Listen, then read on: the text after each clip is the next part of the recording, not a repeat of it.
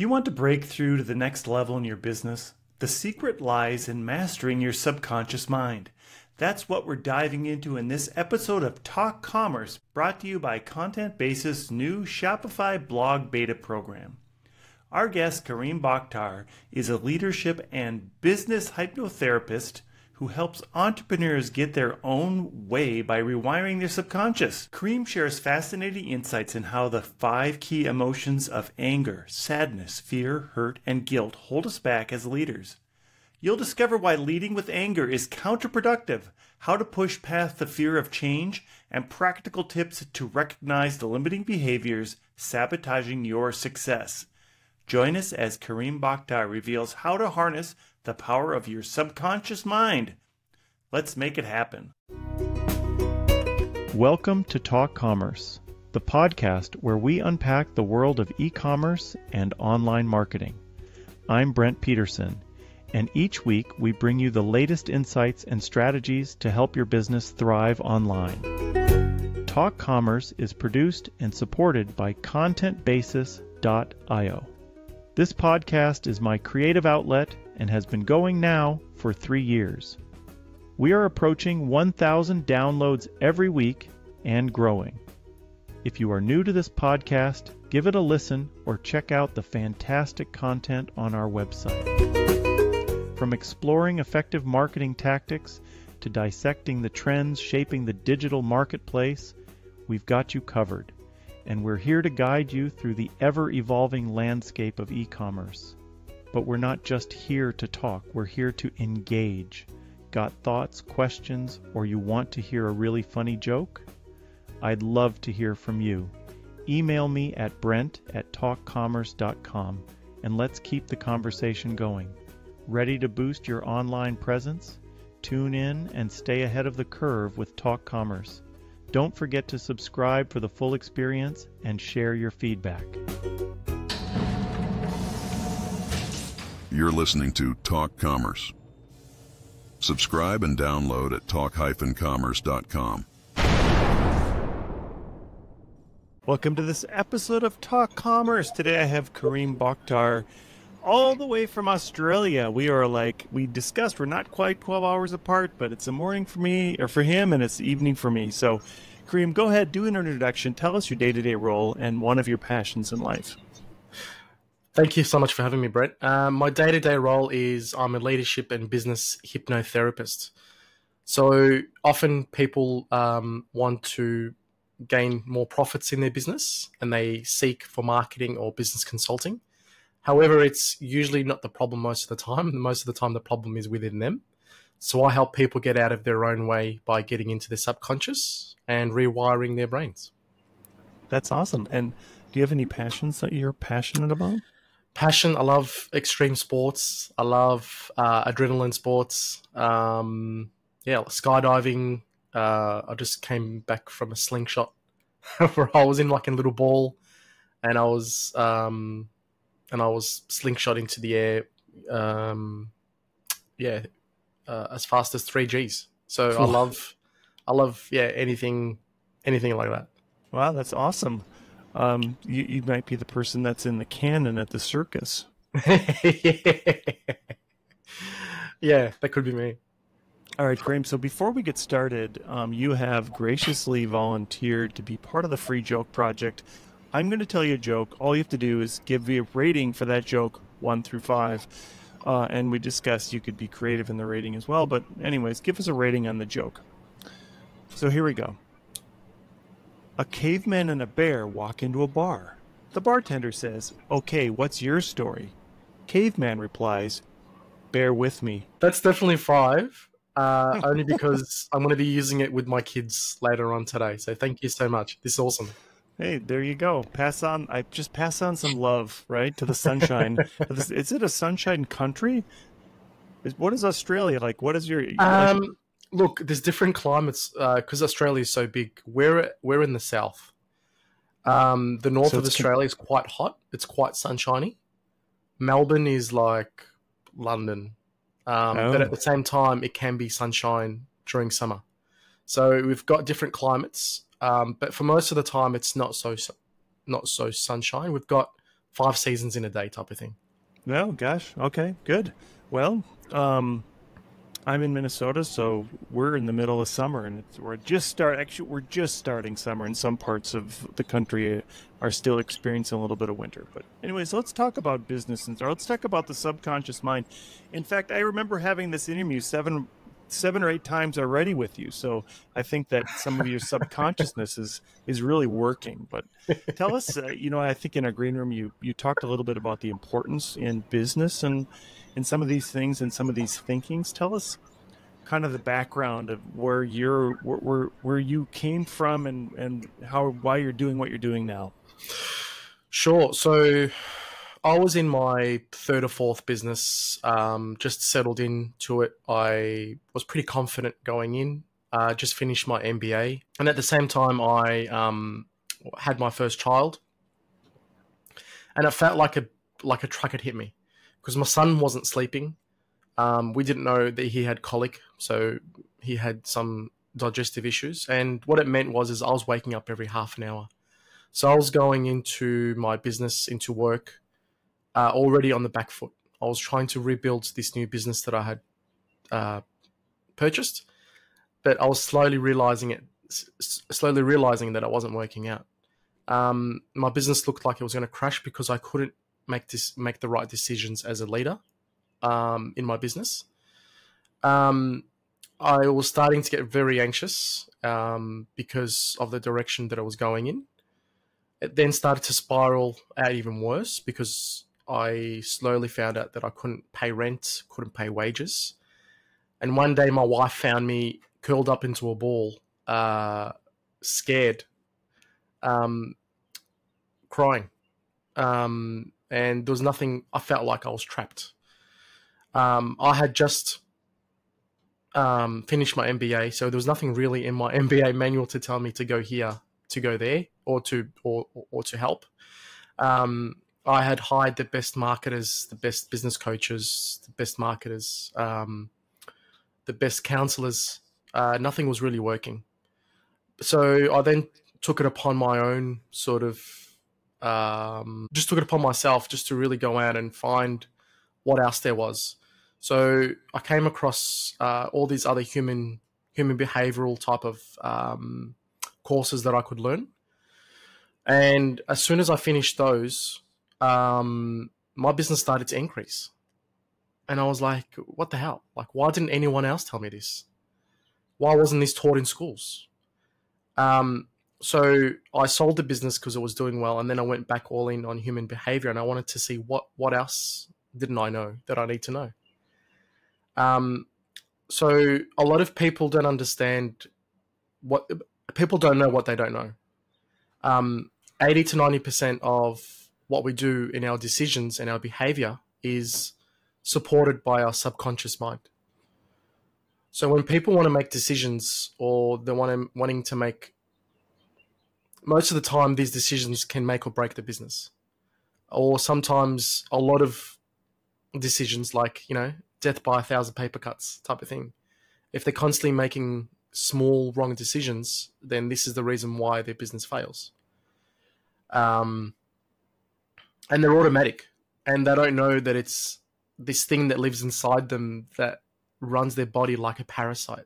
They don't even know that's in there. They're not even aware. So yeah, it's my mission to bring it to life, to tell people that, hey, there's this thing that's inside of you that you need to know about, that's controlling your business and your life too.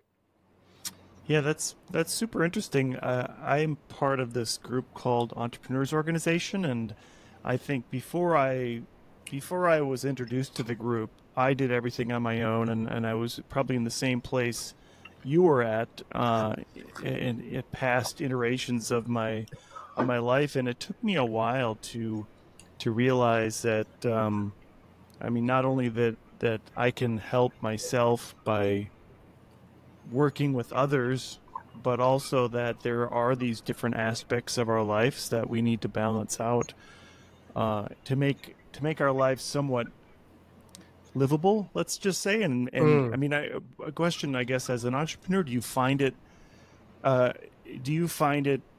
that entrepreneurs are unique in the sense that sometimes they go through this and they can't reach out to other people or have a hard time reaching out? Great question. Great question. So I find that with entrepreneurs, the reason why they are entrepreneurs is there's usually a story within their lives, a story of resilience. And this is the reason why they become entrepreneurs. They've got this grit, they've got this, this fearless mentality, and they just go for it because of this story that they've had. But it's also the same reason why they get stuck. And they want to do it alone. They've said that, well, I've come all this way and it's worked for me. I'm going to continue doing it alone. And this is where a lot of businesses become undone. Because once upon a time, it did work for them, but they can't, they're stuck in first gear. So if their business was like a Ferrari, they're maxing out first gear for so long that their engine blows. They don't know how to get into second, third, or fourth gear so they can, get into space type of thing. But this is what I find. Yeah, that's interesting. So how important is it that you understand your subconscious and how it works? It's so important that it's probably the life or death of your business, but not only your business, but your life as well. So your subconscious doesn't know, okay, well, this is business. So, I'm going to be a different person in business. It's also your life as well. So the subconscious is so important that you're pretty much going into business blind, or you're pretty much going into close to blind, because everything else that you're not aware of sits below the subconscious. So so as an example, right, and I love using this example, you can drive into work half asleep. You can drive into work hungover, right? And you would get to the car park once you've driven there, and you'll probably think to yourself, I don't even remember driving here. And if you think about it, managing through traffic lights, pressing the brakes, pressing the accelerator, weaving in and out of traffic, it's a pretty dangerous thing to do without even knowing that you've done it. So if you weren't driving you, then who was? Right? It's your subconscious. Your subconscious has its highest directive into keeping you safe. So it knows that by any means necessary, get you to work, and you don't even have to think about it. You can think about last night's dinner. You can think about having a laugh with the boys, or about the bear and the caveman joke, right? Anything other than actually driving, and it will get you there. And this is the same thing with our behaviors as well. So we're making all these automatic behaviors, and then we look up and half our staff is gone, as an example. And we wonder why they're gone. Or we wonder why, our business isn't performing. And we blame it on the universe. We blame it on the world. And we say that it was bad luck. So this is why it's so important, is that there's this whole other sea that is controlling 80 to 90% of your life, that lives in your subconscious. Yeah, I think you brought up some great points, and I think one of the main ones is sometimes it's hard for people in general, but I think especially entrepreneurs, not only to reach out for help, but to admit that they have a weakness or a vulnerability, or as now what we're saying, transparency in our emotions, right? I think that's in our EO speak, we like to say that instead. I did a little research. I looked at your website. You have, and you don't have to give them all away, but one of your things is you have 5 key emotions that's holding you back. Can you talk a little bit about that? Yeah. So in life, without us even knowing, we base all our decisions based on our emotions, and we don't even know it. It's just automatic behavior. The 5 key emotions that hold us back in life, we can put them into 5 buckets: anger, sadness, fear, hurt, and guilt.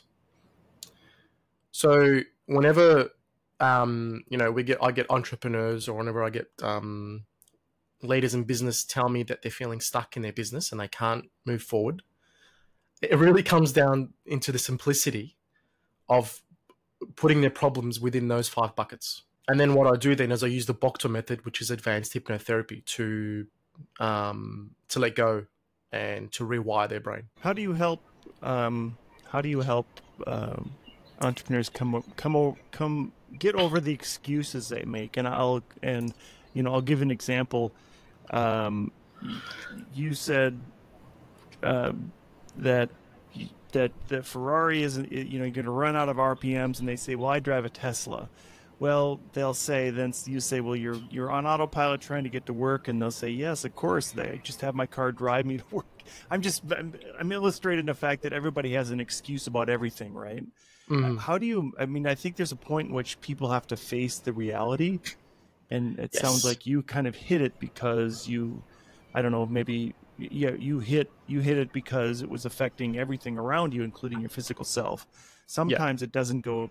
Sometimes that only affects your mental self, which isn't as evident to other people, even yourself, if it's not completely overwhelming you. How do you help people through that? I used to be the type that wanted to help everyone, and now I only help the people that want to help themselves, because I realized that I couldn't help everyone, and not everyone wanted to be helped, and they would use excuses because they found that their problem, essentially people that had excuses and they wanted to keep their excuse, are people that found people that were comfortable in their comfortable in their problem, and I just let them be. So if they want to keep their excuse and keep their problem, it's not for me to trick them into thinking otherwise, or trying to convince them of, why don't you have a look at this perspective or that perspective. I only work with people who actually want this new direction and that are willing to do whatever it takes. People that have excuses are too comfortable. Basically, what they feel is that there are more benefits to where they are doing what they're doing than there are more downsides. Yeah, that makes sense. That's total sense. Yeah. So earlier you alluded to kind of how getting through some of the anxiety you were having helped you in your business. How do you help others? How do you coach people to get to let them know how this fits into their business? Well, how you do one thing, you do all. So with me, I had anxiety, right? As an example. I also had ADHD, probably. I had dyslexia. I had depression, because it all came within a bundle type of thing, for me anyway. And just because I had, as an example, anxiety at home, it doesn't know whether it's business or home life. So it always extends into everything else. So as an example, I was going into work feeling anxious, and I couldn't lead my business and make perfect business decisions because I was fairly anxious. My mind was really racy, and I couldn't make the best decision for my business. I couldn't lead as a person. So the application in business is far. We spend most of our lives in our business, especially as entrepreneurs. So if you're an anxious person, say 80% of the day, you're gonna find that a lot of the times, wherever you spend it, it's gonna be affected by your anxiety, and not just anxiety. It could be you being frustrated. You being triggered by anger. So or it's just fear. Maybe sometimes you can't speak to your staff, or you can't keep your boundaries. This doesn't just affect life. This is a business problem. Earlier we we discussed the five emotions, and I'll share mine. Mine was in my previous business was frustration that came across as frustration, and I think it created a lot of tension in the business. And I think that I learned I went through this book called Emotional EQ 2.0, and we did a Yeah. retreat as a group, and we Yeah. went through the whole book and blah blah blah, and it did give me some realization to really to look at what my emotions were doing to me in a business setting. And in the same sense, if you look at some of our leaders in the world, anger is often seen as a way of being a leader, but I Yes. think it's counterproductive all the time. How do you Yes. respond to that when somebody says as a leader you should have this? I mean, like, that anger should be seen as throwing stuff against the wall, and no, that's just the way he is. Great question. And I often get this objection a lot of the times when I ask a client, they're like, Karim, I'm just so frustrated all the time. And I simply ask them, are you prepared of letting it go of this trigger? And they say, well, yes and no, because I need this anger because it gives me energy. It helps me propel me into the business and makes, it gives me the spark that I need. And right there is the belief that they need this anger.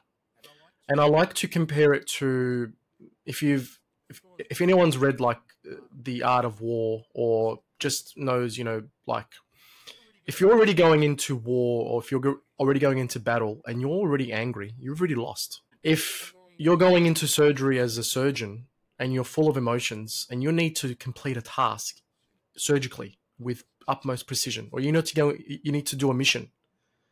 This is essentially what we're doing as business owners. We need to complete an objective.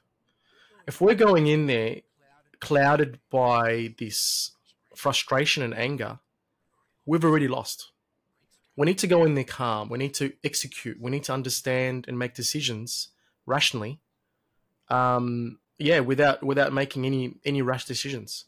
As well, you're not really perceived as a good leader if you're throwing stuff at the wall, or if you're doing all these things.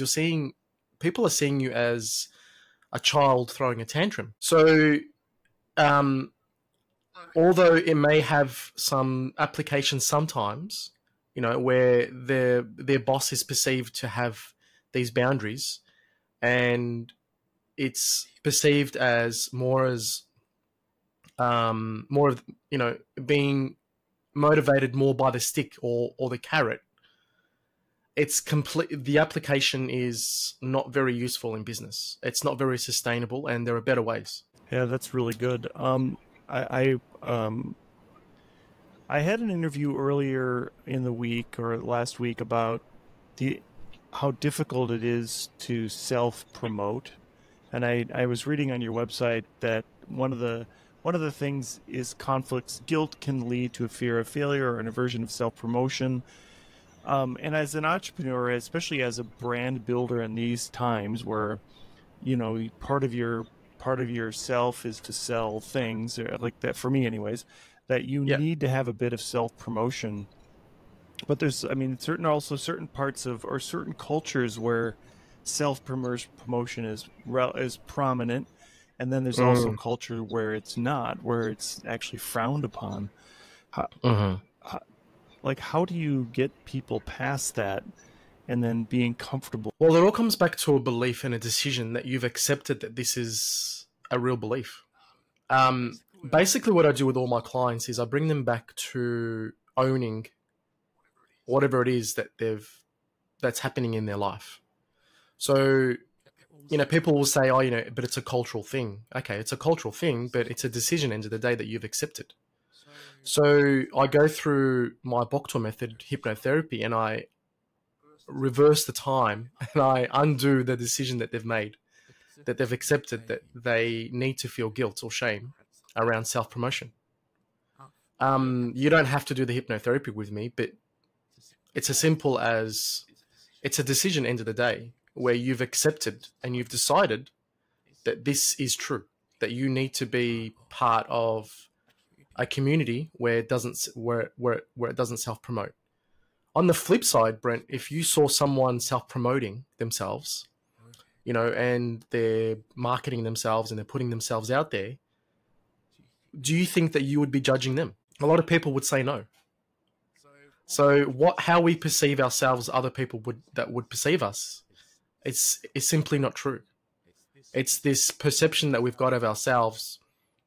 It's imaginary. And a lot of the times this is what I promote in my TED Talk, your How to Uncover Your Inner Stutter, where we know what we want in life. We know the next steps, but we hesitate. We pause. And this is why we don't get far in our business, because there's a lot of fear. The number one emotion that holds us back in our business is fear. And it's not just a fear of failure. Just as much it's a fear of success. Because it's not familiar to us. So our subconscious pulls us back and thinks, okay, well, this isn't a familiar space for us. I'm going to keep you safe. I'm going to tell you all the reasons why you shouldn't go ahead and do the next thing that you think that would give you the next thing, right? And it pulls you back. And this is what your inner stutter is. Yeah, that's good. You beat me to the punch on. I was going to mention your TEDx talk. The idea of being able to move past that, I think a lot of people get comfortable, and especially if let's just say you have a successful business, you can get very comfortable in your success, and then afraid to change because that may break your success, but maybe the very thing that's making you unsuccessful because the world changes, right? You can't be static and the world changing around you and expect everything to remain the same. Yes. Yeah. How do you help people through that in terms of, I mean, do you see that as one of the biggest things or one of the polarizing things with entrepreneurs is some entrepreneurs are all about change where they can't stay on a consistent path to finish something out, and the other ones are so stuck in it. They're the ones that have owned their businesses for 25 years and they're going to keep doing things the way they did, right? Yeah, you're right. You've hit the nail on the head. They're polar opposites. So people that are always changing and they're looking for the next shiny object, they can't cause enough friction to light that fire, right? And they wonder why they can't get anything started. Those are the people that sometimes think or feel that they've got some behaviors like ADHD. That they can't concentrate, they can't stick with one thing, which is very typical in entrepreneurs. On the flip side of that is people that are stuck in their ways,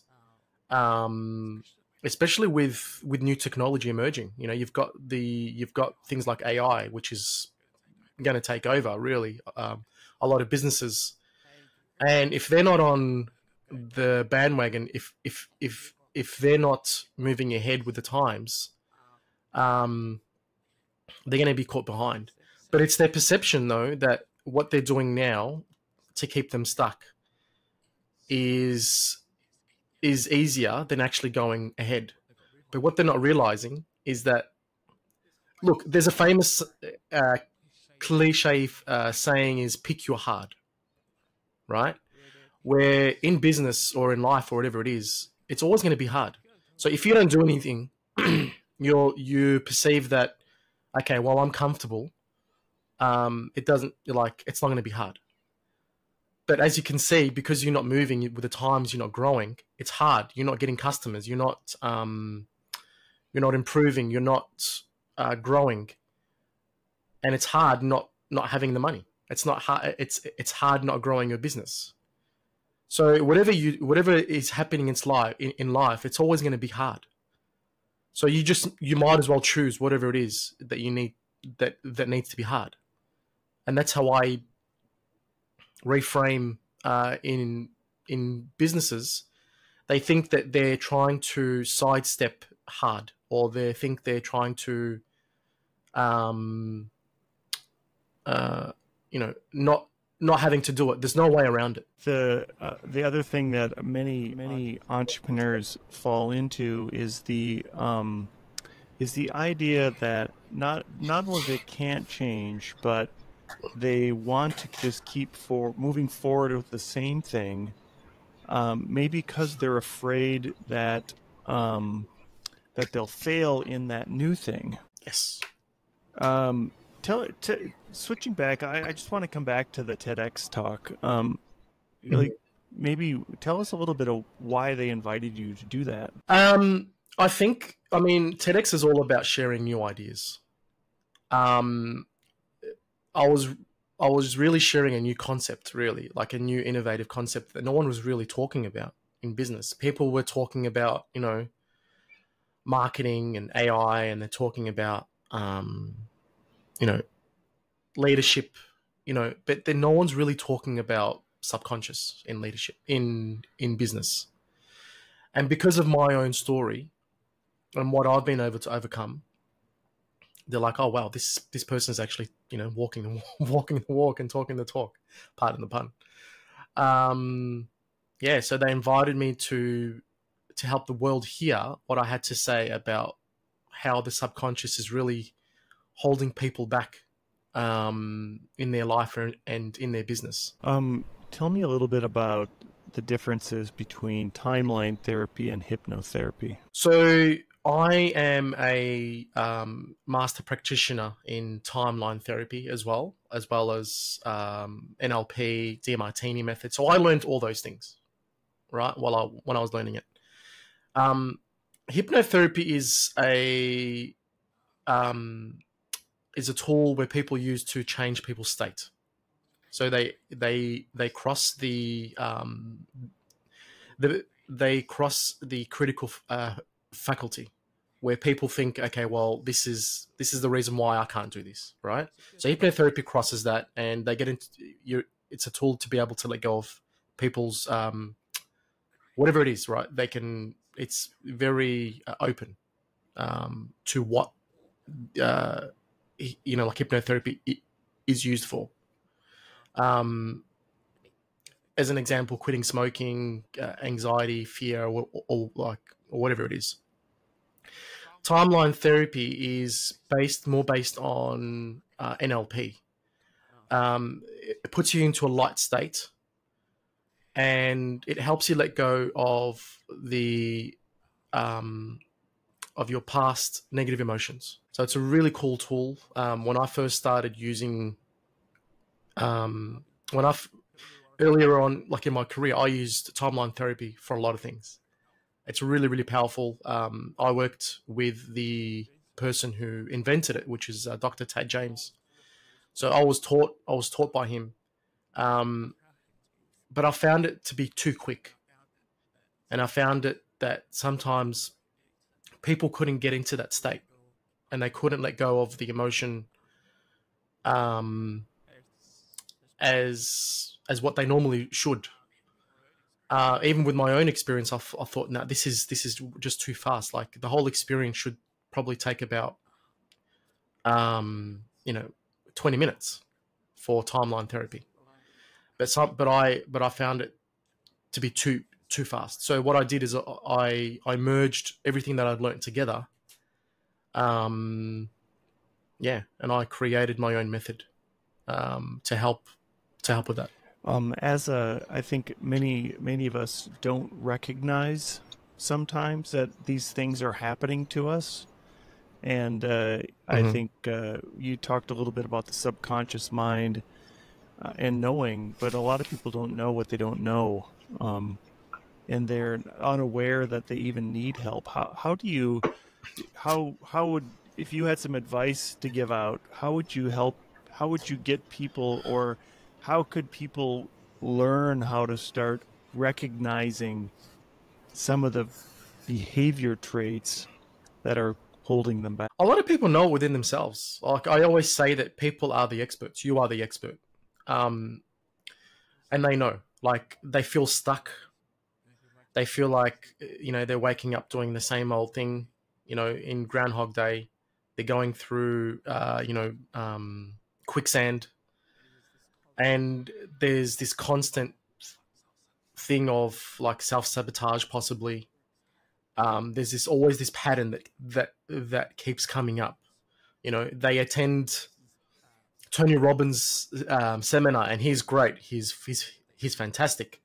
But they think that by attending a 3-day seminar or something like this, or reading a book, or doing cold showers or cold baths or ice baths or journaling, is going to change things. And it may change them for like a week or two, but they're back to their old habits. People know that they're wanting change. Or if they don't know, people are telling them, hey, like, just stop doing this behavior, or, your staff are leaving you because, you're just awful to be around, or, you need better leadership management. You need, like, you really need to stick up for yourself. You really need to hold your boundaries or protect your boundaries. People know, but they just don't know where to look, because they don't know that this thing exists. That's good. Karim, we have a few minutes left still here. If you had a crystal ball to look out over this next couple of quarters in business, how would you tell somebody to reach out, or to change their life in a meaningful way, or in a small way that would have some impact? What I would tell them to do is that they've possibly got a blind spot. And if you were your own mentor, or if you were looking at yourself like you're an outdated program, and you looked through your coding in yourself, where would the bugs be? So if you were to have a look, and you're seeing yourself like a mirror, and you're having a look at your life through the outside, where would be the things that you need to improve? And sometimes it's a really humbling moment, because we have to accept and swallow a big pill, because it's hard to accept that we are the reason. But it's the most powerful thing that we can do as entrepreneurs, is accepting responsibility for where we are at today. And understanding your behavior. So if you were to put if you were to have a number from 1 to 5, and you were to tell me how you did this behavior from 1 to 5, what would it look like? So as an example, someone who's frustrated, number 1 would be, okay, so someone needs to speak to me in a certain tone, right? Step number 2, it would be, they would keep arguing the point, whatever it is. Step number 3 is, whatever it is. And you've got 5 steps of how you actually do this behavior. And then you would break down this behavior and think, okay, this tone, who does this tone remind me of? This tone reminds me of maybe my parents when they used to criticize me, right? And it be like, oh my gosh, it sounds exactly like my mum or dad, right? And they think that it's their internal dialogue, but it's never theirs. It's their parents, or it's a teacher that used to always get them in trouble, or whatever it is. But now they've got this